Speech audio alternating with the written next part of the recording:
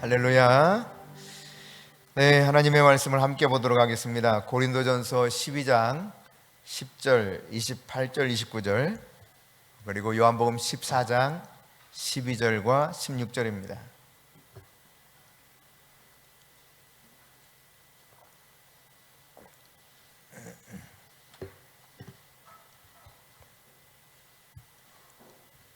고린도전서 12장 28절, 12장 10절 그리고 28절 29절입니다. 10절 같이 읽습니다. 어떤 사람에게는 능력 행함을, 어떤 사람에게는 예언함을, 어떤 사람에게는 영들 분별함을, 다른 사람에게는 각종 방언 말함을, 어떤 사람에게는 방언들 통역함을 주시나니. 28절 29절입니다. 같이 읽습니다. 하나님이 교회 중에 며칠 세우셨으니 첫째는 사도요, 둘째는 선지자요, 셋째는 교사요, 그 다음은 능력을 행하는 자요, 그 다음은 병 고치는 은사와 서로 돕는 것과 다스리는 것과 각종 방언을 말하는 것이라. 아멘. 요한복음 14장입니다. 요한복음 14장 12절 그리고 16절입니다.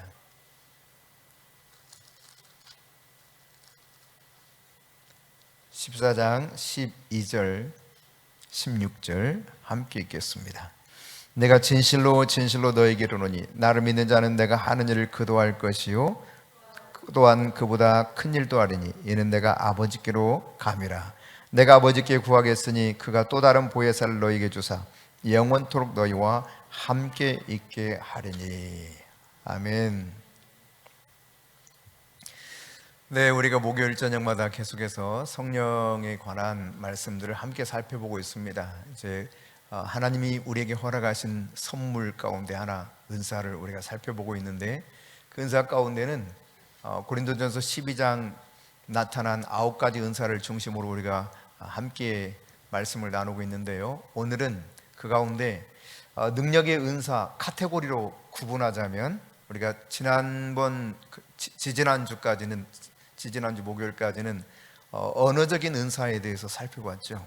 이제 지난주부터는 능력이라고 하는 카테고리에 들어있는 은사를 살펴보고 있는데, 지난주는 이제 병고침의 은사, 그러니까 신유라고도 말하고 치유라고도 말하는데, 그 치유의 은사, 신유의 은사에 대해서 살펴봤다면, 오늘은 능력 행함에 대해서 함께 살펴볼 것입니다. 이 능력이라고 하는 것은 헬라어 두나미스를 사용하고 있죠. 그러니까 우리의 힘이 아닙니다. 이것은 하나님께 속한 놀라운 능력을 의미하고 있죠. 영어로는 이것을 미라클로 번역했어요. 그러니까 기적이라는 이야기입니다. 그래서 이 능력 행함의 은사를 다른 말로 기적의 은사 이렇게 표현하기도 합니다. 오늘 이 시대에 정말 기적이 있을까? 이런 생각을 하는 분들이 꽤 있습니다. 그러나 성경은 이 능력 행함, 기적이 있다고 하는 사실을 말씀하고 있고, 성령을 통해서 이 은사들이 우리에게 나타나게 해주신다라고 성경이 말씀해 주고 있습니다. 우리에게 주신 선물 가운데 하나라고 표현하고 있죠. 물론 모든 사람이 이렇게 능력을 행할 수 있는가? 그렇지 않을 수도 있다고 하는 것을 약간 그렇게 생각할 수 있는 여지를 이제 28절 고린도전서 우리가 읽었던 이 12장 28절 29절에서 표현되고 있는 것처럼 보이지만, 사실 성령 안에는 이 모든 은사들이 다 내포되어 있습니다. 다만 이 능력 행함이 활성화되어 있는 사람들이, 모든 이들이 활성화되어 있는 상태는 아니다는 이야기입니다.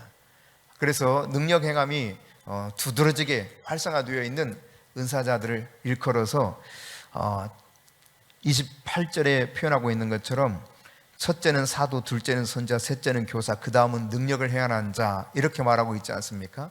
그리고 그 다음은 병 고치는 은사와 서로 돕는 것, 이와 같은 표현들을 사용하고 있는데, 그러니까 두드러지게 내 안에서 은사 가운데 활성화된 것들 중에서 특별히 능력을 행하는 자로서 사역을 하게 되는 사람이 있다는 거죠. 근데 이 능력을 행하는 자가 14장인가요?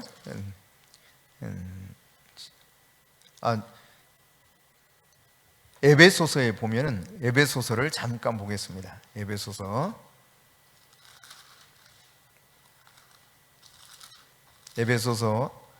4장입니다.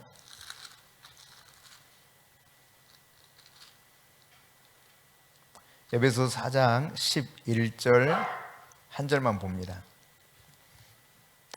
여기 같이 읽겠습니다. 그가 어떤 사람은 사도로, 어떤 사람은 선지자로, 어떤 사람은 복음 전하는 자로, 어떤 사람은 목사와 교사로 삼으셨으니, 소위 이제 직분의 은사라고 표현하고 있는 이 오중직임이라고 일컫기도 하는 이 부분에 보면 사도, 선지자, 복음 전하는 자, 목사와 교사, 이와 같이 언급하고 있는데요.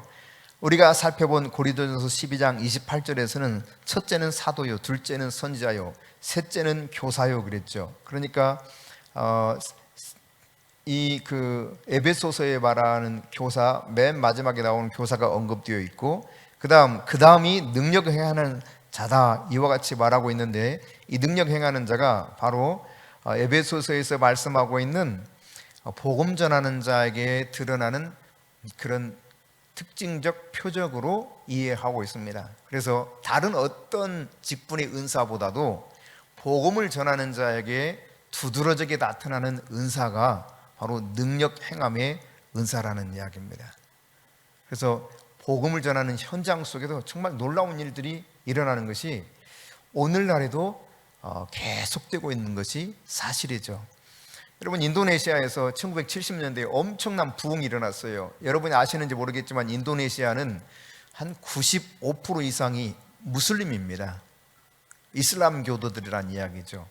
그런데 그들 속에 부흥이 일어났어요. 엄청난 부흥이 일어나서 교회가 놀랍게 폭발적인 성장을 했는데, 왜 그렇게 이런 일들이 일어나게 되었는가? 그 복음 전하는 현장 속에 기적이 일어난 기적. 그냥 이거는 도저히 인간의 상식으로 이해할 수 없는 놀라운 기적들이 일어난 겁니다. 한꺼번에 수백 명이 살아나기도 하고, 여러분 믿어지지 않죠? 그러니까 수백 명이 죽었는데 수백 명이 살아나요. 그뿐만 아니라 이 복음을 전하다가 이제 성찬에 관한 메시지, 예수님이 내 몸, 내 피를 먹고 마셔야 된다, 이 말씀을 하셨던 것을 이제 복음을 전하는 사람이 선포하면서 말씀을 전했는데, 마땅히 이 성찬이 준비되어 있지 않는 거죠. 그때에 놀랍게도 물을 가지고 기도하고, 이 물이 포도주가 되기를 원하고 기도하고 나누어 성찬을 했는데, 실제로 물이 포도주로 변해버린 거예요. 그러니까 예수님만이 하셨던 것 같지만 이와 같은 일들이 일어나고 있더란 이야기입니다. 대전에서 한 교회, 조그마한 교회인데, 그 교회에서도 이런 소식을 듣고 이제 이 목사님이 한번 교회에서 직접 해본 거예요. 물이 포도주가 되도록 기도하고 이걸 가지고 성찬을 했는데, 실제로 포도주, 알코올기가 있는 백포도주가 된 겁니다. 백포도주, 소위 말하면 색깔은 변하지 않았는데 포도주가 되어서 그 포도주를 나눠 마시기도 한 성찬의 그런 경험들이 실제로 우리나라에서도 있었어요. 그러니까 우리가 하나님의 이러한 놀라운 능력이 나타나는 것을 통해서, 와, 정말 하나님께서는 능력이 주시구나, 이 사실을 확신하도록 도와주는 것입니다. 여러분, 믿음 위에 잘 설 수 있게 되려면, 아주 튼튼한 믿음 위에 토대 위에 서려면 정확한 하나님의 말씀의 진리 체계가 우리 안에 있어야 되겠죠. 이 믿음이라고 하는 것이 들음에서 나고 들음은 그리스도의 말씀으로 말미암았기 때문에, 그러나 말씀만으로 온전한 믿음 위에 설 수 있는 것이 아닙니다. 말씀과 더불어서 이 정확한 교리를 가르치는 일과 더불어서 뭐가 필요한가? 기적이 필요해요. 기적이. 제자들에게서도 이러한 기적들을, 예수님부터 말씀도 들었지만 기적을 현장에서 목격하지 않았습니까? 그리고 그 기적을 경험하기도 합니다. 가나의 혼인잔치에서 물이 포도주 되고 베드로가 무리를 걷는 놀라운 기적도 맛보지 않았습니까? 그러니까 이런 말씀의 진리 체계, 그것이 우리 안에 잘 설 뿐만 아니라 기적이 우리 안에 일어나게 될 때 정말 튼튼하게 믿음의 토대를 잘 갖출 수 있다. 바로 그런 이야기입니다. 여러분, 고린도전서 4장 20절에 보면 사도 바울이 고린도 교인들에게 말씀을 전할 때 이렇게 말했어요. 같이 읽어봅니다. 하나님의 나라는 말에 있지 아니하고 오직 뭐에 있다고요? 능력에 있습니다. 그러니까 말에 하나님의 나라가 있는 것이 아니라, 말은 하나님의 나라에 대해서 아무리 말을 해도 그것은 하나님의 나라가 이루어졌다고 보기 어렵다는 거예요. 사도 바울은 말하고 있죠. 오직 능력에 있다. 능력. 그러니까 이 능력, 두나미스라고 하는 것이 드러나게 될 때, 와, 하나님의 나라가 실제로 현존하는구나, 이 사실을 알 수 있다는 이야기입니다. 그러므로 여러분, 우리가 이 하나님의 나라를 사모하는 사람이고 하나님 나라의 백성이라면 기적을 사모해야 돼요. 하나님이 능력 가운데서 역사하시는 이 두나미스의 하나님이라는 사실을 인정하고, 그 하나님이 내 하나님이요, 내 속에도 그 하나님이 동일하게 역사할 수 있다는 사실을 우리는 받아들여야 되는 것입니다. 예수님도 말씀을 선포하시고 기적을 행하셨잖아요. 제자들, 사도들도 말씀을 선포하고 기적을 행했습니다. 이 능력 행함, 이 기적의 은사에 대해서 명확하게 분류할 수 있는가? 사실 치유의 은사, 신유의 은사와 아주 그냥 칼로 베듯이 딱 구분해서 이 능력 행함의 은사를 구분할 수 있는가? 어떤 사람은 연장선 상황에 있다고 표현하기도 하지만, 분명히 고린도전서 12장에 보면 이 치유의 은사, 병고침의 은사와 능력 행함의 은사를 구분해 놓고 있는 것을 보면 서로 은사가 좀 다르다는 사실을 우리가 인정해야 되겠죠. 분명히 약간 다른 거예요. 굳이 따지자면 치유의 은사보다 한 단계 더 파워풀한 것이 능력 행함의 은사다, 이렇게 이해하면 우리식의 이해 방식으로 조금 쉬울 것 같아요. 여러분은 어떻게 생각하세요? 이 말에 대해서 긍정적으로 받아들이십니까? 동의를 하시겠습니까? 뭐 동의 안 하셔도 괜찮습니다. 근데 어쨌든 우리가 이해하기 쉽게 말하면 그러니까 치유가 기적이죠. 사실 치유가 기적인데 하나님의 능력으로 되는 것인데, 치유보다도 또 다른 어떤 특정한 이 능력이 드러나는 이것이 능력 행함의 은사다. 그러니까 치유하는 별개의 은사임에는 틀림없는 것 같아요. 사도 바울이 분류해서 하나님께서 그를 통해 우리에게 말씀해 주고 있는 것을 보면, 그러니까 하나님의 능력을 우리가 믿으면서도 초자연적으로 그 능력이 나타나간다고 한다는 사실에 대해서는 인정하지 않으려고 하는 사람이 얼마나 많은지 몰라요. 특히 예수 믿는 사람들 중에. 예수를 안 믿는 사람들은 이 사실을 도로 인정합니다. 근데 예수를 믿는 사람들 속에 말로는 믿는다고 하는데, 그거예요. 말로는 인정하고 말로는 믿는데요, 그런데 실제로 그 초자연적인 능력이 일어나는 것에 대해서는 굉장히 의심을 하고 이것을 인정하지 않으려고 해요. 그러다 보니까 이게 이율배반적인 믿음의 현장이 돼버리는 거죠. 그리고 정말 하나님의 능력이 나타나는 것에 대해서 도리어 이상한 눈으로 바라보면서 도외시하거나 조금 더 나가게 되면 사이비 이단으로 바라보는 경향이 얼마나 많은지 모릅니다. 그러나 여러분, 성경은 분명히 말씀하고 있죠. 능력 행함의 은사가 있다. 그리고 그 능력 행하는 일들이 선교 현장 속에, 복음을 전하는 현장 속에 특별히 두드러지게 나타나고 있다는 것이 모든 그 경험들을 통해서 드러나고 있는 것이죠. 왜 그러면 사람들이 하나님의 능력에 대해서 인정하고 그 능력이 있다는 사실을 받아들임에도 불구하고 그런 일이 있겠어 이렇게 생각하면서 받아들이지 않으려고 할까? 그것을 인정하지 않으려고 할까? 심지어 그것은 아니다고 그렇게 단호하게 거부하면서 하나님의 능력을 그냥 이상한 귀신이 나타나서 하는 것처럼 그렇게 여겨버릴까? 너무나 인간이 이성적으로 판단하기 때문에, 합리주의에 그냥 꽉 쪄들어 있기 때문에요, 이것을 받아들이지 못하는 거예요. 여러분 잘 생각해 보세요. 하나님이 내가 이해되는 범주 내에서 그분이 일하신다면 여러분 하나님 믿을래요? 저는 안 믿을 것 같아요.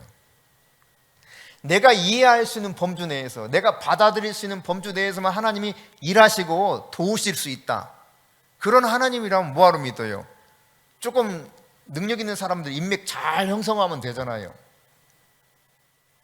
사람이 할 수 있는 모든 것들 다 가능하게 이렇게 좀 더 내 능력도 키워가고 능력 있는 사람 잘 네트워크 해가지고 내가 좀 뭔가 색다르게 살아가면 될 거 아니에요. 나의 이성과 나의 합리성으로 다 이해하는 하나님, 그런 분이라면. 그런데 여러분, 하나님은 절대로 그런 분이 아니셔요. 세상에 어떻게 그게 가능합니까? 말씀 한마디로 세상을 창조하셨다니. 야, 하늘에 해, 달, 별들아 있어라, 생겼어요. 어렸을 때 봤던 그 만화 영화 생각나요. TV에서 봤던 핑키인가, 핑키? 띠리리링 해가지고 휘 하면은 촤 해가지고 막 별들이 칙칙칙칙칙 막. 예, 맞아요? 핑키인가? 윙키. 예? 민키? 하여튼 뭐 있었어요. 하여튼 뭐. 예.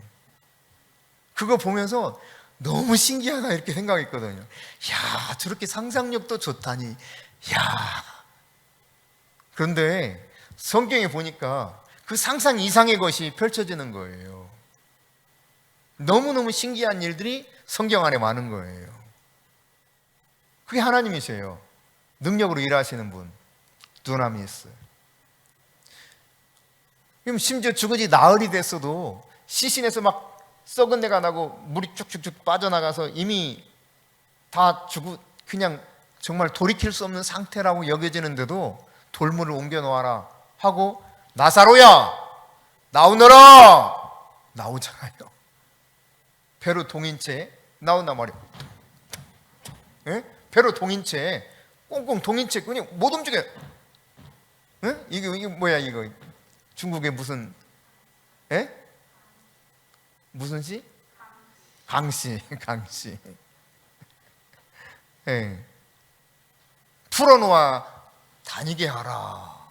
그래서 풀어놓고 자유롭게 다니게 하지 않습니까? 그러니까 성경은 여러분 기적의 책입니다. 성경은 기적으로 가득 차 있는 책이에요. 기독교는 그 기적의 믿음을 가지고 있는 종교가 기독교예요. 능력의 믿음이 기독교지, 그냥 단순하게 나는 믿어, 그냥 하나님 계시고 능력은 모르겠어, 그렇다면 기독교 아니에요. 그거. 다른 신들은 그런 능력을 행할 수가 없어요. 그래서 하나님이 그렇게 말씀하지 않았습니까?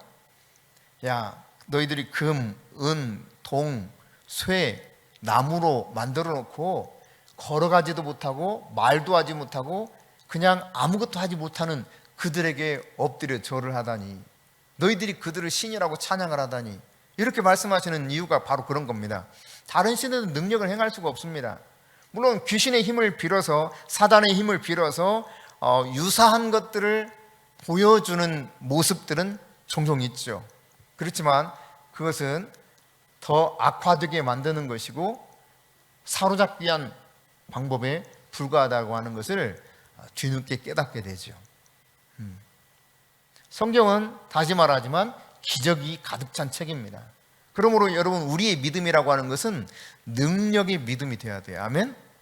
예, 능력을 믿고 내 안에서 능력이 또한 드러나게 되는 이런 능력의 믿음의 소유자들이 되어야 될 것입니다. 그래서 우리가 방금 전 고린도전서 12장 10절과 28절, 29절에서 읽었던 것처럼 능력 행함이라고 하는 은사에 대해서 언급하고 있는 것입니다. 능력 행함이라는 단어 자체는 성경에 이렇게 3번 나와요. 그 단어 그대로만 표현된 것으로는. 그러나 능력이라고 하는 단어는 굉장히 많이 나옵니다. 신약 성경에만 하더라도요, 능력 또는 기적이라는 단어가 최소한 120번 이상 나옵니다. 그러니까 이 성경은 능력에 대해서, 기적에 대해서 누누이 이야기하고 있고 그 기적이 어떻게 일어났는가를 우리에게 증거하고 있다, 이 말입니다. 그러니까 기적을 못 믿는다, 하나님의 능력 행함에 대해서 인정하지 못한다 라고 한다면 하나님을 사실 믿을 필요가 없는 거예요. 반면에 이 사실을 받아들인다는 것은 굉장히 우리에게 흥분된 이야기죠. 굉장히 기대가 되죠. 하나님이 어떤 식으로 우리에게 능력을 행하실 것인가, 이것을 기대하고 우리가 사실 기도하는 거 아니에요? 그렇죠? 인간이 도울 수 있는 거 하면 도울 수 있는 사람 가서 열심히 도와달라고 빌면 되잖아. 막 죽으라고 빌면.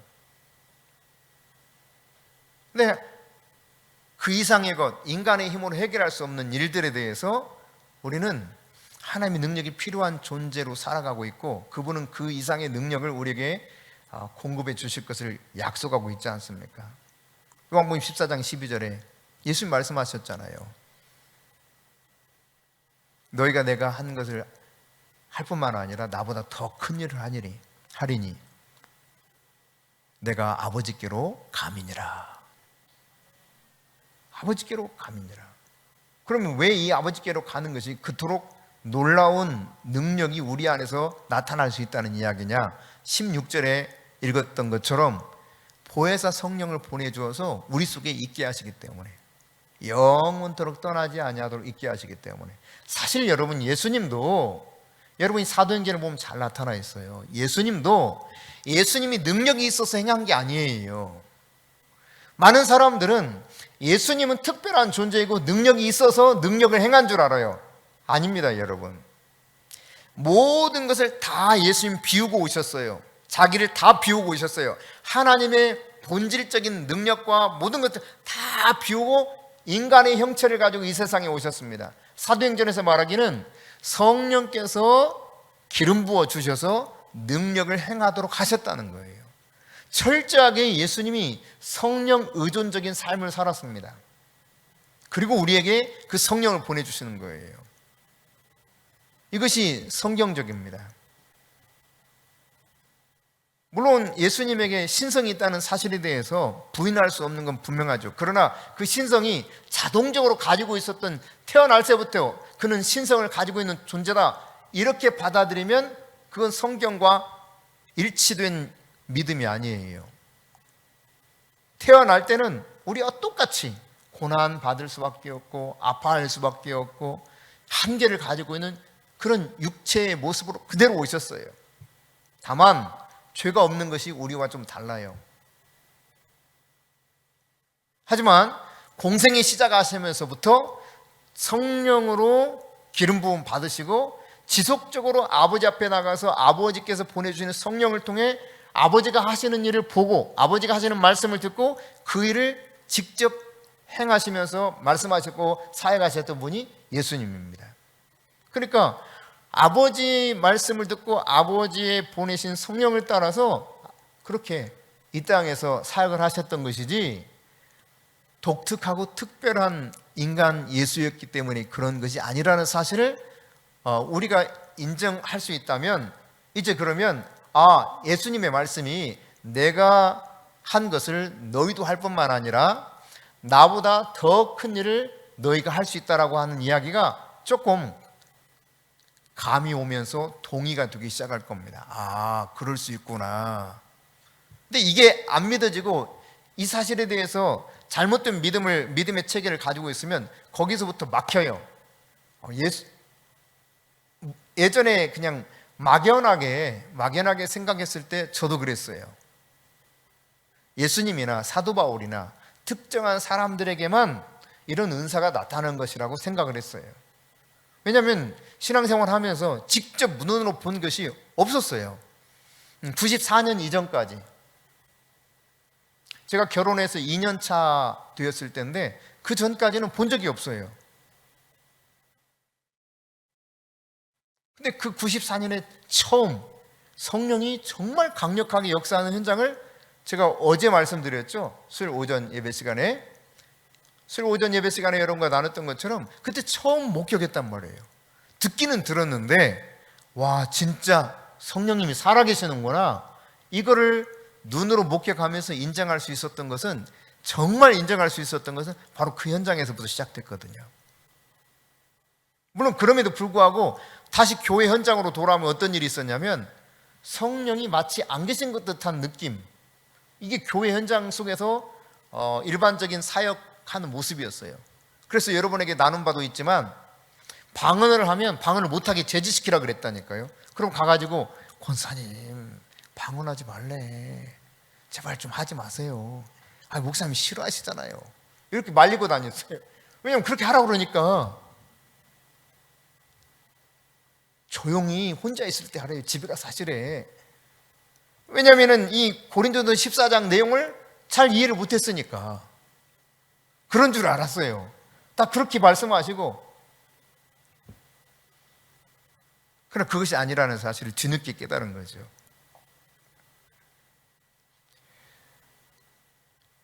여러분, 그러므로 날마다 기적을 기대하실 수 있기를 바랍니다.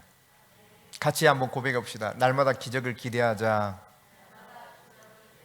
날마다 기적을 기대하자.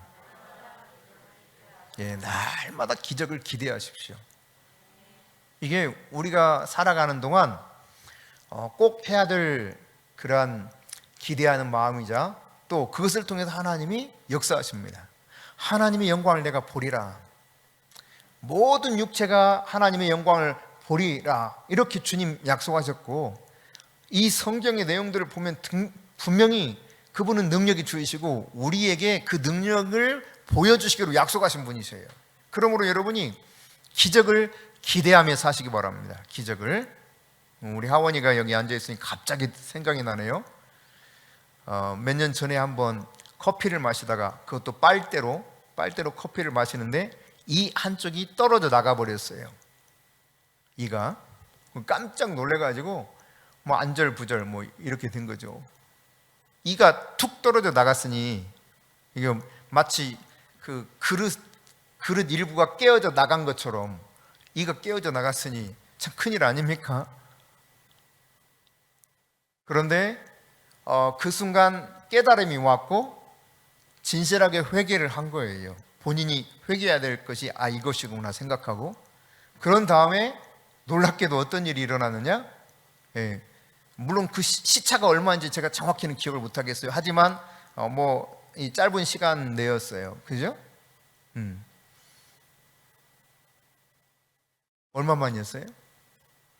하루 다음 날 이제 그 깨달음이 오면서 회개하고, 다시 놀랍게 이 깨어져 나갔던 이가 정상이 돼 버렸어요. 정상이.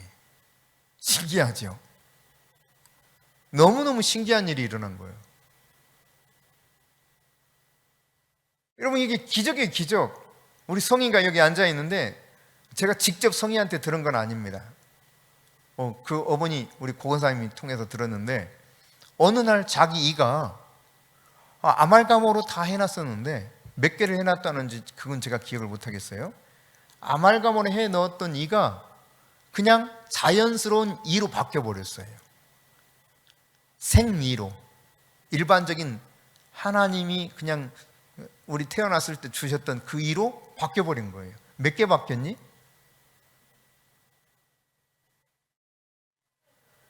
7개 내지 8개? 이거 엄청나구나.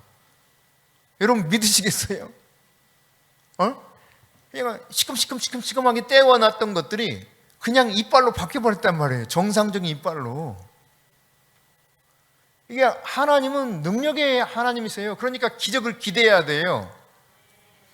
기적을 기대하지 않기 때문에 사실은 성령 하나님께서 능력으로 우리 속에서 역사하고 싶어도 하실 수가 없는 거예요.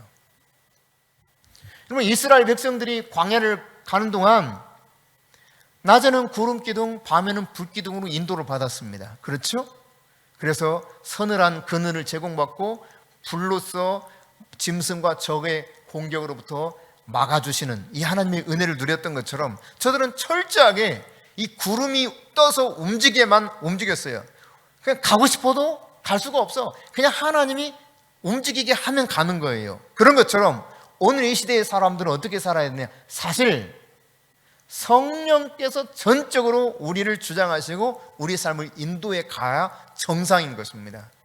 근데 우리가 이 성령님을 내주하시는 성령님, 내 안에 계신다. 고린도서 3장 16절과 6장 16절에 기록되어 있는 것처럼 내 안에 계신 성령님이라는 사실을 성경을 통해서는 인정하는데 우리의 삶에서는 이게 인정이 잘 안 되는 거죠. 구름 떠서 딱 눈에 보이면 확실하게 너무 선명하게 보이기 때문에 어찌 보면 사인이 너무 분명하니까 가기 쉬울 그거 따라가기 쉬울 수도 있다 이렇게 생각할지 몰라요. 그러나 성령님은 우리 속에 분명 내주하시고 그 성령님이 앞서 행하기 원하시는데 우리가 늘 우리의 이 이성이 너무 발달해서 합리적인 사고들이 너무나 앞장서서 늘 우리가 앞서 가버리죠. 우리 마음대로 살아버리죠. 그러니까 성령이 의해서 우리가 이끌림 받고 성령이 나를 이끌어 가야 되는데 내가 뒤따라 가야 되는데 성령보다 앞서가는 경우들이 거의 대부분의 삶이 되어버린다는 말입니다.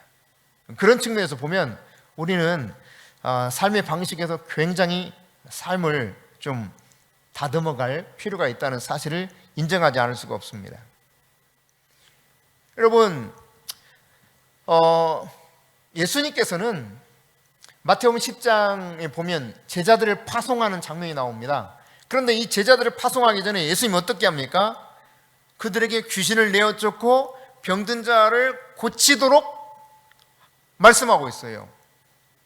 약한 것을 고치는 권능을 주시고 내어보냅니다. 아직 본격적으로 성령 강림하지 않은 때예요. 그러나 이 복음을 전하러 나가게 될 때에 그냥 내보내지 않았다는 이야기입니다. 귀신을 내어 쫓는 권능과 병 고치는 능력, 모든 약한 것을 고치는 능력을 그들에게 부어주시고 나가게 했어요. 그러니까 이 세상에 나가서 그냥 복음을 전하는 것이 우리의 힘으로 우리의 노력으로 이게 먹히지 않을 수 있다는 사실을 누가 제일 잘 알겠습니까? 예수님 잘 아시는 거예요. 그 능력을 덧입혀 주시고 보냈다 이 말이에요. 그래서 너희들이 이제 내가 하늘로 올라가면 아버지께서 너희들에게 내가 보낸 성령을 보내주실 텐데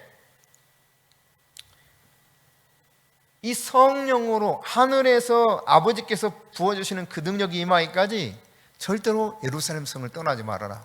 여기 머물러 있어라 라고 말씀하지 않았습니까? 그렇습니다, 여러분.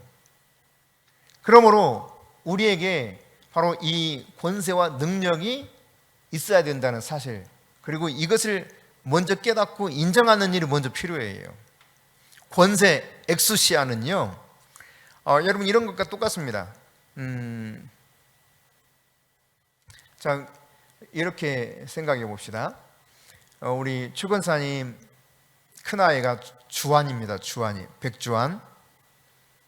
주환이에게 요즘은 이제 그런 시스템이 아니기 때문에 좀 다릅니다만 과거에 이제 약간 거슬러 올라가서 과거에 생활하고 있다고 쳐보면 주환아, 저 앞에 우리 가게 있잖아. 가게 가서 엄마가 그런다고 나중에 돈 갖다 드린다고 콩나물 한 봉지하고 두부, 두모 그렇게만 좀 사와. 그러면 과거에 여러분 통했어요? 안 통했어요? 이놈아, 네가 누군데 그래? 이래요? 안 그러잖아요. 왜 그래요?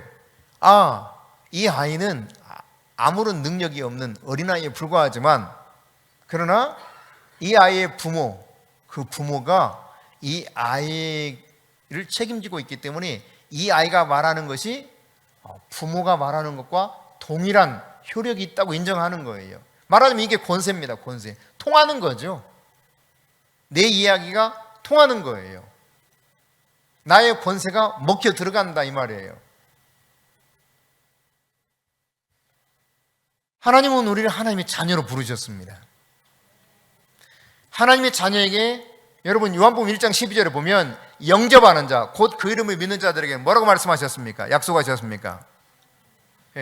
하나님의 자녀가 되는 권세를 주셨으니.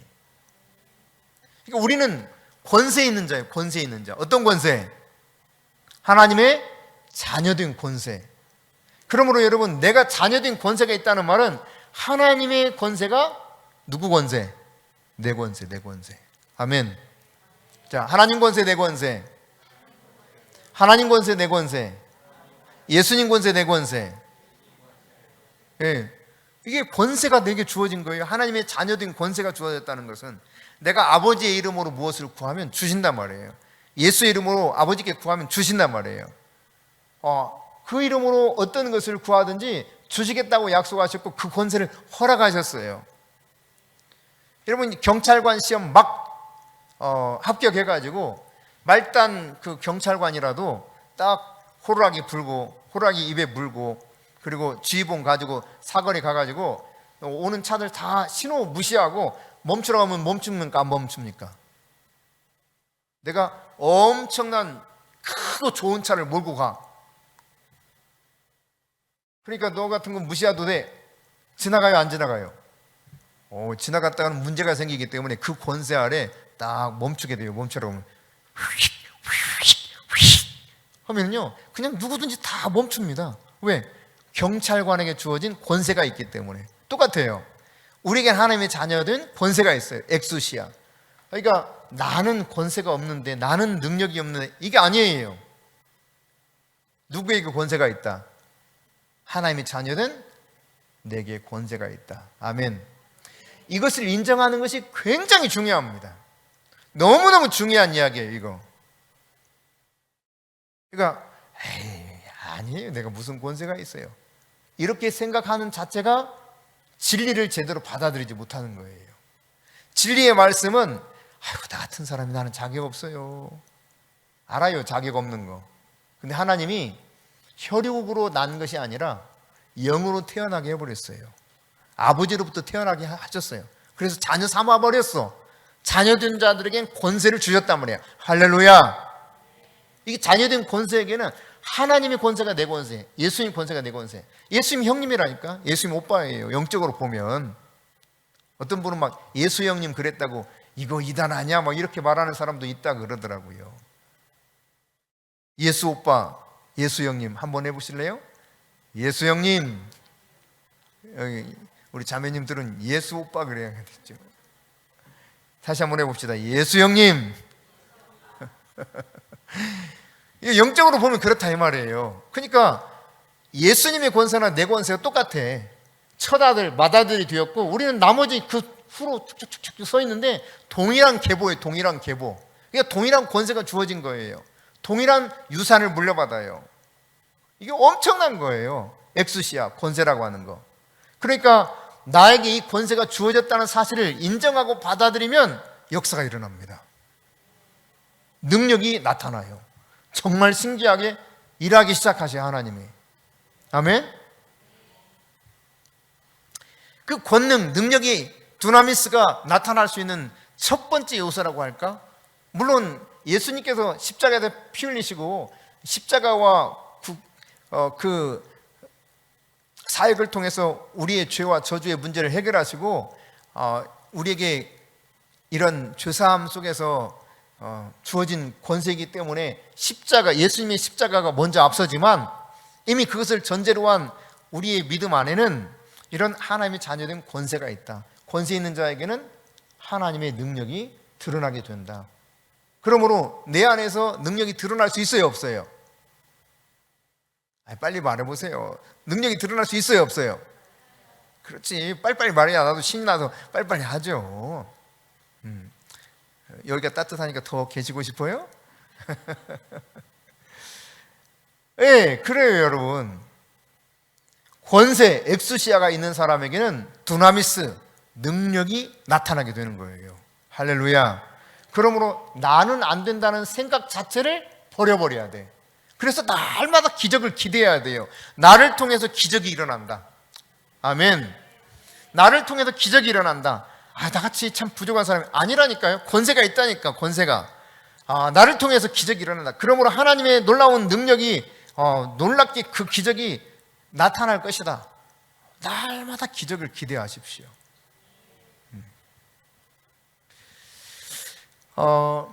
이런 기적적인 일들을 많이 행했던 사람 가운데 한 사람 그냥 이렇게 떠올리라면 지난번 소개했던 하이드 베이커 목사님 같은 경우, 모잠비크에서 사역하시는 그분 같은 경우 그렇고요. 또 한 분을 떠올리라고 한다면 아프리카를 주 대상으로 사역하고 있는 NAF인가 해서 네이션 뭐 해가지고 뭐 있어요. 제가 그 정확한 그 전체 그 스펠링 모르겠어요. 어쨌든 열방 사람들을 향해서 복음을 전하는 단체인데 독일의 나인하르트 본케 목사님이 아프리카를 중심으로 사역을 합니다. 근데 이분의 사역 현장 속에서는 어마어마하게 능력이 일어났어요. 정말 엄청난 능력들이 일어났어요.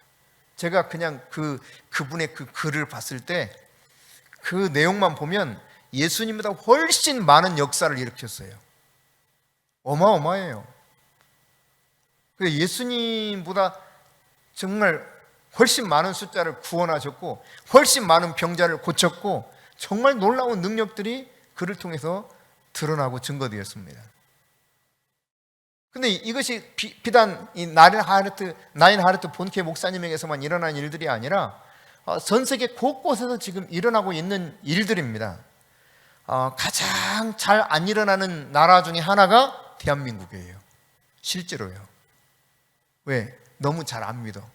그러니까 대한민국 사람들은 교회는 열심히 다니고 열심히 기도는 하는데 불신의 영이 엄청난 공격을 받고 있어요. 실상은. 그래서 믿지를 못해. 하나님의 능력에 대해서.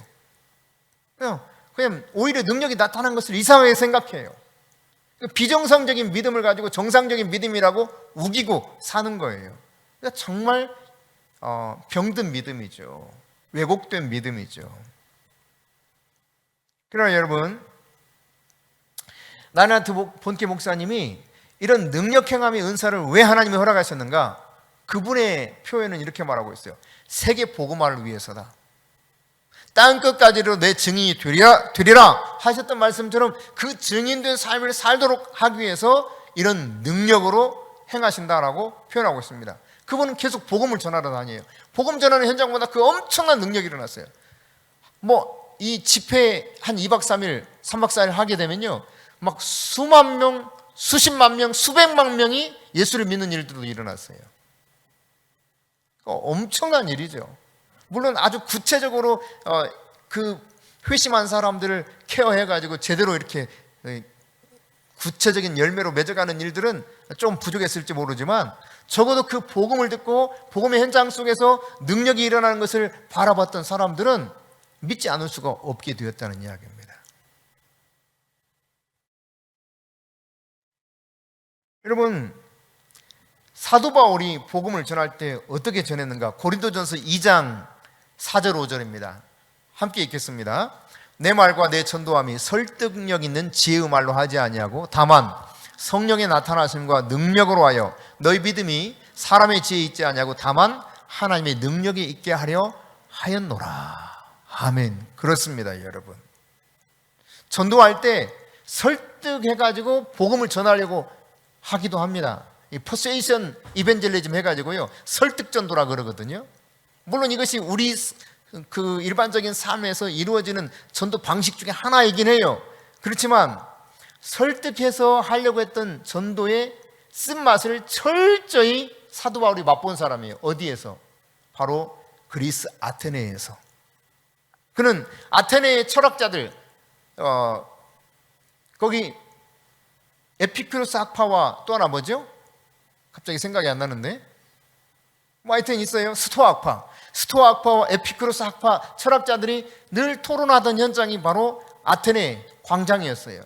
그 광장, 아레오바고 광장에서 사람들을 모아놓고 아주 기가 막히게 연설을 합니다. 그들에게 설득력 있게 선포합니다. 그러나 막상 그 전함 복음의 열매는 그다지 나타나지 않았어요. 그 다음 바로 고린도로 가거든요. 고린도로. 이 아테네에서 고린도로 가요. 그런 다음에 이곳에서는 이렇게 말하고 있는 거예요. 내 전도함이 내 설득력 있는 말로 하지 아니하고 하나님의 능력으로 하려 한다. 여러분이 그러니까 어떤 사람을 막 설득하려고 노력하지 마시고 도리어 하나님의 능력을 기대하면서 이 사람의 진짜 원함이 무엇인가, 정말 하나님이 능력으로 역사하시는가 아닌가, 이것을 여러분이 전도 대상자에게 보여줄 수 있도록 기도하시고 선포하세요. 그것을 기대하세요. 그렇게 될 때 주께서 함께 역사하십니다. 그 속에 능력이 있는 거예요. 여러분, 구약 속의 기적들을 몇 가지 살펴볼까요? 여러분, 홍해가 갈라지잖아요. 홍해가, 출애굽기 14장에 보면 홍해가 쩍 걸러져요. 쩍 마른 땅이 돼버려요. 거기를 그냥 걸어가지 않습니까? 그런가 하면 여호수아서 10장에 보면 태양과 달이 멈춰버립니다. 소위 솔라 시스템이 멈춰요. 태양아, 달아, 멈춰라. 태양, 너는 기본 위에, 달아, 너는 아일론 골짜기 거기 서. 그러니까 이게 멈춰버린단 말이에요. 여러분, 히스기야 시대는 어땠습니까? 히스기야 시대는 이 해 그림자가 10도 물러나 버렸습니다. 해가 그러니까 10도 뒤로 가버린 거예요. 엘리야 시대는 어땠어요, 여러분? 엘리야 시대는 말이죠, 밀가루가 계속 나와. 기름이 떨어지지 않고 부으면 부을수록 또 나와. 언제까지? 가뭄이 끝날 때까지 계속 나와요. 여러분, 엘리사 시대에는요, 열왕기하 4장에 보면은 제자들이 막 배가 고파서 허겁지겁 국을 끓였는데 이 독이 들어있어. 근데 그냥 엘리사가 말이죠, 이 독이 든 국물을 해독시킵니다. 그리고 먹게 만듭니다. 한 번은 또 제자들이 나무를 하다가 도끼가 팍 빠져나가. 그래가지고 도끼질 해본 사람은 알지만 도끼질 하다가 도끼 날이 날아가는 경우들이 생기거든요. 쑥 빠져가지고 도끼 자루에서. 해봤어야 알지. 해본 사람 알아요. 아시죠? 네. 도끼 자루가 딱 날아가 버려요. 도끼 날이. 근데 그날 나무를 이렇게 도끼로 찍다가 그냥 이 도끼 날이 날아서 연못에 빠져버렸네. 근데 이게 그 당시에는 너무 귀한 거죠.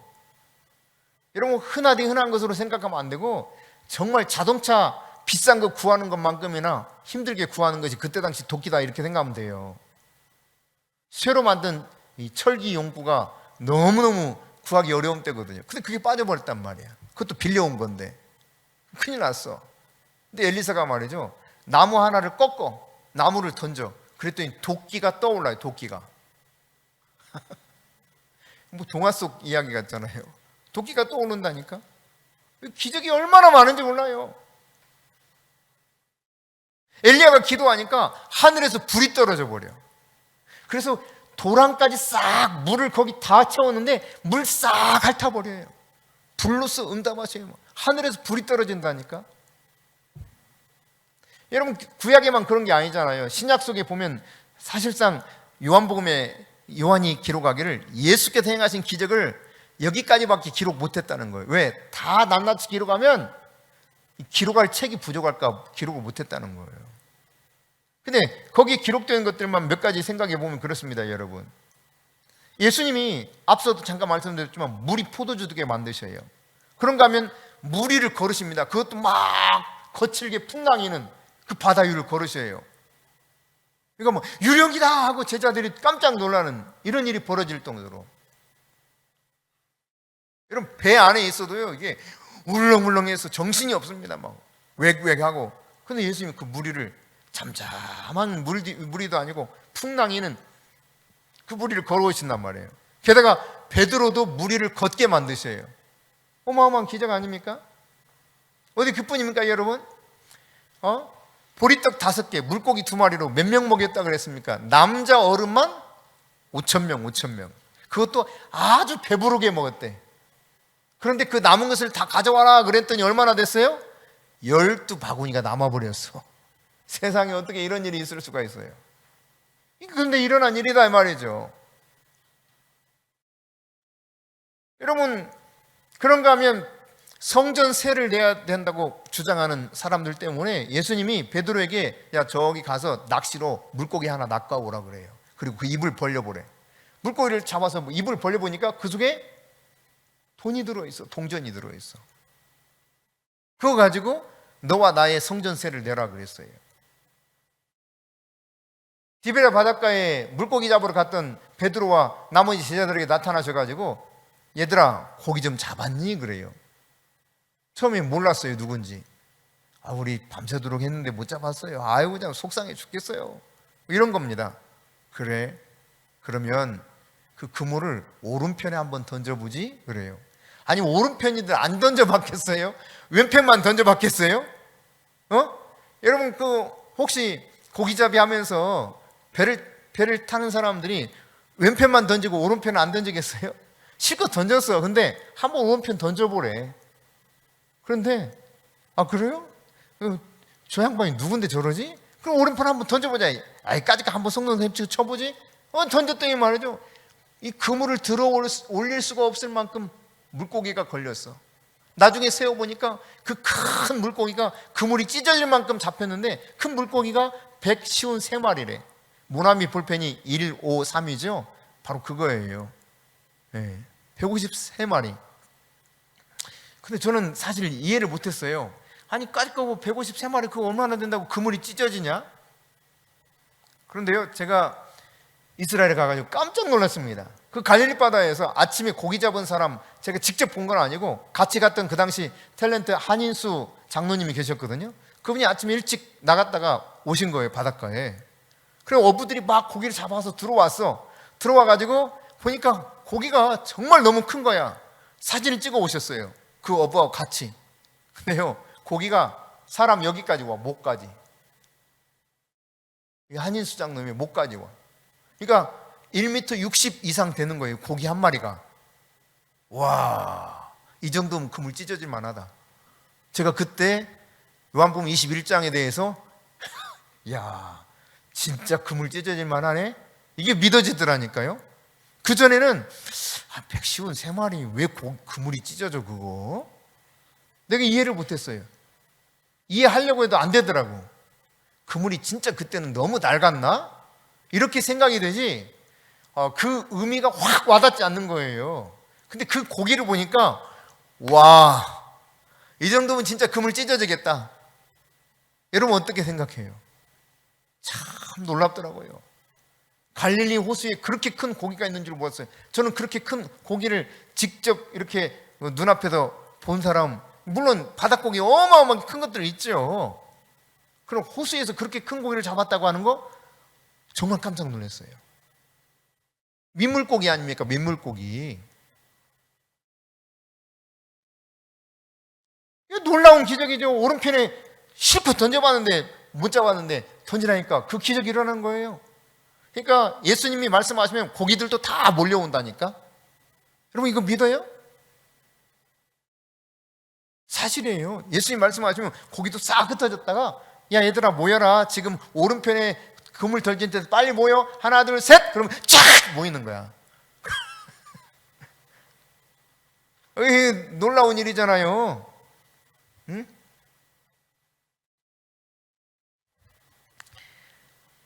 여러분 참 정말 놀라운 일들이 많이 일어납니다. 제자들도 그러지 않았습니까, 여러분? 빌립 같은 경우 여러분 복음을 전하다가 가사에서 아소도에서 가사까지 가라고 하지 않습니까? 그래서 그 광야로 가게 되는데 광야에서 에티오피아 간데가의 여왕의 내시, 그 내시에게 복음을 전하고 세례를 준 다음에 갑자기 성령이 이 빌립을 그대로 옮겨놔 버려요. 가사에서 아소도라고 하는 지역까지요. 그러니까 소위 말하면 순간 이동이야. 순간 이동. 근데 참 신기한 일도 있다. 이렇게 그냥 생각하고 말았거든요. 자, 이런 다양한 기적들이 성경 안에서만 일어나는 것인가? 안 그렇더란 이야기죠. 잠시 언급드렸던 인도네시아 그 교회가 한참 부흥할 때 수십만 명이 모였대, 현장에. 근데 먹을 게 기껏해봤자 한 1000여 명 정도 먹을 양식이 있었다는 거예요. 근데 여러분 어떻게 된 줄 알아요? 그 수십만 명을 다 배불리 먹이고도 남았대, 양식이. 실제로요. 그런가 하면 여러분에게 말씀드려서 몇 차례 들으신 분도 있지만 하이드 베이커 목사님이 치킨을 애들한테 주려고 하는데 이게 모자라. 근데 너무 속상한데 애들한테 꼭 한 마리씩 주고 싶은데 모자라게 된 거예요. 근데 기도하고 이걸 나눠주는데 남게 돼버려. 모자라는 치킨이 남아. 상자에서 계속 나와.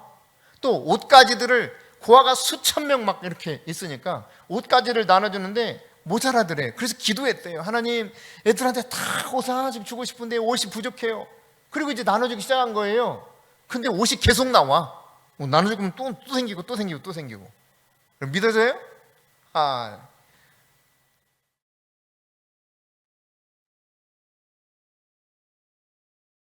데이비드 듀플레스라고 하는 분이 있습니다. 이분이 이제 급히 기도해 주기를 요청하는 사람 때문에 가기 시작하는데 정말 1시가 급하다고 하더래요. 근데 이게 뭐 차가 꽉 막히고 너무 먼 거죠. 그런데 마음은 빨리 가고 싶고, 근데 순간적으로 거기 와 있더래.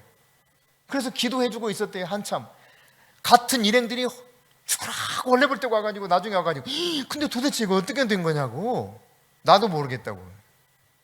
하나님 그냥 옮겨놔 놓으신 거예요. 데이비드 듀플레스만 그런 게 아니에요, 여러분. 제가 신디 제이콥스로 기억하는데, 복음을 전하러 집회하기 위해서 가고 있는데 너무 꽉 막힌 거예요, 차가. 여러분, 한번 트래픽 걸리면 미국 같은 경우 어마어마합니다. 우리 서울에 가도 그렇지 않습니까? 제가 퇴계로 사가에 산 적이 있는데요, 그때 당시 퇴계로 사가에서 밀리는 시간, 출퇴근 시간이 되면은 어느 정도 막혔냐면 사거리 하나 지나는데 1시간 걸려서 1시간. 상상을 해보세요. 사거리 하나 지나는데 1시간. 근데 막히는 길에 지금 집회 시간은 잡혀있고, 근데 하나님 이거 어떻게 해야 됩니까? 기도하는데 순간 거기 앞에 와 있는 거예요. 뭐 좀 이상한 스토리들 같지만 이게 현실적으로 지금 이 시대에도 일어나는 일들 중에 하나라는 이야기입니다. 뿐만 아니라 무리를 걸은 사람도 있다니까요. 아까 말씀드린 인도네시아 이 부흥 현장 속에서도 그랬어요. 복음을 전하기 위해서 가야 되는데 물을 건너야 돼. 근데 물을 건널 방법이 없어. 근데 신기하게 그 무리를 걷게 하시는 주님의 그 음성 따라서 무리를 걸어서 건너가 가지고 복음을 전합니다. 제가 직접 듣지 못했지만 어떤 미국인이 정말 무리를 자기도 걷고 싶었대요. 그래가지고 자기 집에 큰 수영장이 있는데 거기다 물을 받아놓고, 주여, 제가 무리를 걷기를 원합니다. 저에게 믿음을 주시고 믿음으로 걷습니다. 수영장 들어갔어. 어떻게 됐을까? 빠졌어. 그거를 뭐 계속 했대. 계속 기도하고 또 하고 기도하고 또 하고 마침내 진짜 무리를 걸었대요. 그런 일도 있다니까요. 그러면 여러분, 우리는 어떻습니까? 예수님 말씀은 분명히 말하고 있습니다. 너희가 내가 한 거 한다니까 나보다 더 큰 일을 할 수 있어. 왜? 내가 아버지께로 가기 때문에. 아버지로 가면 무엇 때문에? 아버지께로 가면 내가 너에게 보낼 보혜사 성령이 있기 때문이야 라고 하는 것입니다. 그게 16절입니다. 여러분, 그러니까 우리도 당연히 이런 일들을 하게 되어 있다는 거예요. 이것을 믿고 하느냐 안 하느냐, 이런 차이가 될 수 있겠죠. 하이드베이커의 제자였던 슈프레처 시토리라고 하는 목사님이 있습니다. 이분 같은 경우도 이제 자기가 보고 자기 스승인 하이드베이커 목사님이 수많은 사람들을 살려내는 현장 속에 있었는데, 본인이 직접 이제 너는 어디로 가라 하면 무작정 성령이 지시하는 땅으로 가기 시작했대요. 가족들도 모른 채 아무에게도 말하지 말고 가라고 그래요. 그냥 갔다는 거예요. 그래가지고 사역을 하기 시작하는데, 그런 사역 현장 속에서 죽은 자를 위해서 기도하기 시작합니다. 정말 뜨겁게 간절하게 오랜 시간 기도했대요. 근데 실제로 살아나기 시작한 거예요. 한번 그렇게 살아나고 나니까 그 다음부터는 쉽게 살아나기 시작하더라는 거예요. 캘리포니아 레딩 베델교회를 여러분이 소개해 드렸는데, 그 베델교회의 그 사역자 가운데 하나가 아프리카 어느 지역에 가서 복음을 전하다가 차를 몰고 가다가요, 낭떠러지 떨어졌어요. 그래가지고 목이 180도 180도 돌아가서 꺾여버렸대요, 목이. 그러니까 여러분 상상해 보세요. 그렇게 죽은 거야. 근데 그 사람을 향해서 기도한 겁니다. 목은 제자리로 돌아와 살아날지어다. 근데 목이 돌아와 가지고 살아나 버렸어요. 여러분 믿어져요? 이 사실이라니까요.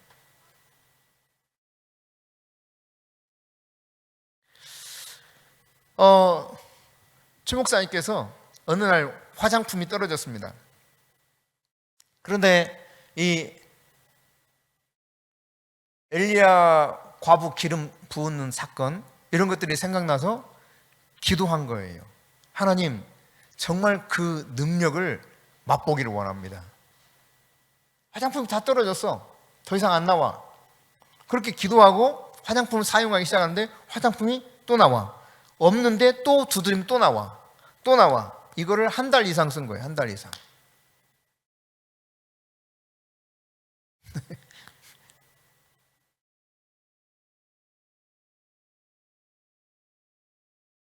한 15년 전인가?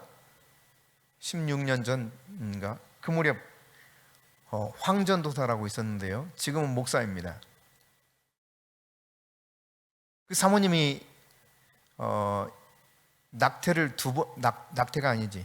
그 뭐라고 그러죠? 유산을 2차례 한 적이 있어요. 근데 아기를 다시 임신했는데 그 다니는 어린이집에 선생님들이 주로 유산을 해. 그러니까 이게 두려운 거야. 그 어린이집 그 분위기가 임신하고 나면 유산을 하는 것이 몇 차례 있었어. 그러니까 자기 임신했는데 어렵게 또 임신했는데 이미 유산한 적도 있고. 근데 이게 너무 두려운 거야. 병원 가니까 이미 아기가 심장이 멎었다 그러더래요. 열흘인가 자라지 않고 있었다는 거예요.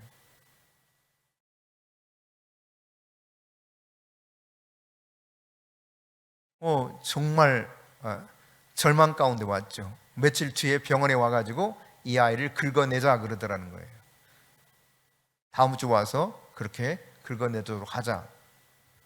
몇 사람은 그 현장에 있었기 때문에 아시지만 죽은 자를 살리신 하나님의 능력을 믿고 기도했습니다. 그때 이제 제가 이렇게 갑자기 딱 떠오르는 생각이 죽음의 직전에 가서 살아나는 것은 저보다는 최 목사님이 확실하니까 최 목사님께 제가 기도하도록 했어요. 이 아이를 위해서 기도해줘라. 예배 시간이었으니까. 그 최 목사님 갑자기 이제 나와서 그 배에 손을 대고 기도한 거죠. 우리가 합심해서 함께 기도한 다음 선포하면서 기도했습니다. 그 결과 어떻게 되었느냐? 다음 주에 가니까 아이가 정상적인 크기로 살아있어요. 그리고 의사가 하는 말, 내가 오진이었나? 이러더라는 거예요. 그럴 리가 없는데? 이상하네? 여러분, 그러니까 우리가 하나님을 제한하지 않았을 때 어떤 일들이 일어날 수 있을 것인가? 놀라운 일들이 일어날 수 있다는 이야기입니다. 앞서 말씀드렸던 것처럼 그냥 믿음의 현장 속에서 그 사실을 믿고 있을 때 이 아말감으로 떼온 7개, 8개 이가 그냥 일반적인 이로 바뀌어버렸단 말이죠. 여러분, 한 아이는요, 이렇게 부정교합이 이게 아랫니가 나와가지고 이렇게 된 애가 있었어요. 남자아이인데. 근데 이 아이가요, 수련회를 가기 전에 나중에 이제 그 간증할 때 이야기하더라고요. 그때 당시 고3이었는데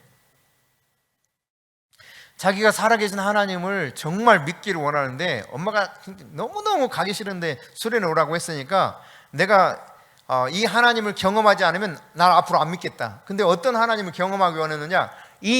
이렇게 된 부정기업이 정상적으로 되면 하나님을 믿기로, 아니면 안 믿기로. 예. 아니다, 이렇게 됐거나 반대네. 너무 심하게 윗니가 나온 거예요. 이게 정상으로 돌아가지 않는 한 난 하나님 안 믿겠다고 한다는 거예요. 근데 저희 큰딸이 부정교합이 있었습니다. 이렇게. 그래서 저는 기도하다가 갑자기 생각이 나서 우리 딸 생각이, 기도를 해주다가 선포하면서 기도하다가 갑자기 우리 그 큰딸 생각이 나가지고 부정교합은 정상적으로 돌아갈지어다. 제가 기도를 했거든요. 그렇게 선포하면서 수련회 온 사람들을 향해서. 나는 우리 딸을 향해서 기도했어. 근데 그 순간 어떤 일이 일어난 줄 알아요? 막 애가 안절부절한 거야. 어, 어, 어, 왜 그래? 그랬더니 이빨이 왜 부정교합인데 이빨이 정상으로 돌아와 버린 거예요. 그 순간에. 하나님은 그러니까 내 딸을, 나는 걔가 그렇게 부정교합 때문에 힘들어하는 줄도 몰랐고, 그 부정교합을 가지고 하나님이 나를 고쳐주지 않으시면 나는 예수 안 믿겠다 이렇게 생각하고 그 수련회 온 줄을 전혀 몰랐죠. 근데 그 순간 이게 싹 돌아가 버린 거예요. 정상적으로. 그러니까 놀랄만하죠. 이게 막 이가 움직이면서 나와버리니까. 네. 하나님은 능력의 하나님이십니다. 여러분이 눈먼 자를 눈뜨게 하고 또 풍랑주 잔잔케 하신 하나님을 믿으십니까? 하나님이 실제로 살아계십니다. 전도하러 나가다가 비가 왔다니까요. 비가 와서 그러니까 최동준 권사님 막 뛰어가지고 그때 청년이에요. 청년 26살, 7살 그때나 됐을까? 막 뛰어 올라가더니 우산 가지러 갔다 온다는 거예요. 막 뛰어 올라가더니 가져왔는데 펴서 이렇게 주더라고요. 무심결 이렇게 받았어요, 우산을. 그러고 나서 이렇게 보니까 나하고 같이 가는 세 사람은 우산이 없어. 우산이 하나밖에 없더래. 그래서 제가 우산을 접으면서 그랬어요. 비는 그쳐라. 근데 여러분 어떻게 됐을까요? 실제로 비가 그치는데 신기하게 우리가 걸어가는 길만 비가 안 와. 믿으시겠어요? 주변은 비가 와. 우리가 걸어가는 길은 비가 안 와.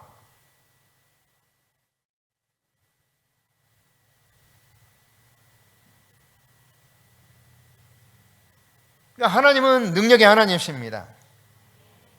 여러분이 기적을 매일매일 기대하시기 바랍니다. 그럼 이 기적의 진정한 목적은 뭐냐?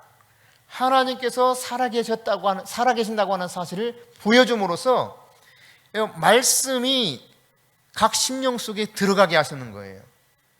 말씀을 듣는 사람들에게 그 말씀을 통해서 하나님의 사랑을 보여주심으로 믿게 하고자 하는 거예요. 우리가 그 능력을 행할 수 있다라고 하는 것을 표현했지만 사실은 우리가 하는 것이 아니라 우리 속에 계신 누가 하는 거예요?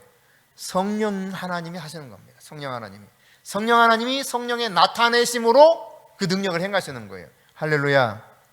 내가 한다고 생각하니까 엄두를 못 내. 내가 하는 게 아니에요. 성령께서 나타나셔서 그 능력을 행하시는 거예요. 그래서 하나님이 살아계신다, 너를 사랑한다, 이런 표현들을 그렇게 능력을 행하심으로 말씀을 듣는 자들에게 직접 드러내 보여주시는 것입니다. 여러분이 하나님의 능력이 여러분을 통해서 증거될 것을 기대하며 사실 수 있길 바랍니다. 기적을 기대하고 예수님께 눈을 고정시키세요. 예수님 여러분을 통해서 놀라운 일을 행하실 것입니다. 할렐루야. 할렐루야. 갑자기 생각이 나서 이 이야기만 하고 우리 찬송하고 기도하겠습니다. 이 능력 행함과 그러니까 치유, 능력 행함, 사실 모든 은사들이 그렇지만요, 모든 은사들이 믿음의 은사가 뒷받침될 때 활성화가 됩니다. 하나님의 그 역사들이 계속 일어나는 현장 속에 있었어도 우리 최송화 사모님의 아버님이 당뇨가 있어서 당뇨. 근데 이 당뇨 때문에 병원에 가서 체크하고 라면 먹지 마라, 뭐 하지 마라 이런 거 많잖아요. 그런 거 하라고 막 이러는데 이분이 이제 집사님 한번 기도합시다. 뭘요, 목사님? 아니 당뇨에서 기도하자고요. 아이, 목사님, 당뇨는요 평생 약 먹어야 된대요. 그분이 아주 인자한 미소를 지으면서 저한테 이야기를 했어요. 또 언젠가 집사님 기도합시다. 아유, 목사님, 당뇨는 안 돼요. 약 먹어야 돼요. 아유, 목사님. 그러다가 어느 날 상당한 시일이 지났어요. 계속 하나님의 역사가 교회 안에서 일어나는 걸 보고 현장 속에 있었기 때문에 어느 날 저에게 왔어요. 목사님, 기도 좀 해주세요. 뭘요? 그랬더니 당뇨 위해서 기도해 주세요. 당뇨. 예? 그래요, 기도합시다. 기도했어요. 기도하고 가서 당뇨를 체크했는데 치수가 확 떨어진 거예요. 병원에서 하는 말, 아니 요즘 어떻게 관리를 잘 하셨나 봐요? 씩 웃기만 했대. 그래서 왜 그랬어요? 그랬더니 그 전날도 라면을 실컷 먹고 갔대. 자기는 관리를 전혀 안 했다는 거예요. 먹고 싶은 거, 마시고 싶은 거 다 한 거예요. 그냥 하고 싶은 대로. 그리고 또 한 달 지나서 또 가니까 당뇨 수치가 거의 정상으로 돌아왔어. 여러분, 그러니까 거슬러 올라가면 소아마비 걸린 장로님 기도합시다. 하나님이 능력으로 고치실 겁니다. 기도합시다. 믿고 기도합시다. 아유, 저 48년 됐어요, 목사님. 이러고 기도를 안 하더라고요. 함께 기도합시다. 싫대요. 그러다가 한 3달쯤 지나서 계속 하나님의 역사를 보다가 어느 날 저녁 이렇게, 그때는 금요일이었으니까 금요일 예배 드리면서 마지막 통성기도하고 기도받기 원하는 사람만 앞으로 나오라고 했었는데 이분이 오신 거예요. 그래서 기도해 드렸죠. 저하고 최 목사님 둘이 성령께서 임재해 주셔서 만져주시도록. 다른 기도도 안 했어요. 근데 성령이 임재하셔서 이분 가운데 성령이 막 강하게 임재하셨습니다. 그리고 나서요, 이 소아마비 다리가 깨끗이 나와버렸어. 키높이 구두 사라지고 한쪽 짧았던 양복 정상적으로 길이로 다 바지 길이 맞추고, 그런 다음에 좋아가지고 저희 집에, 그때 저희 집은 그 에어컨이 없었거든요. 벽걸이 에어컨 여름에 하나 사주셨어요. 그 작년까지 저희가 썼습니다. 작년에 고장나서 못 쓰다가 버렸어요. 네.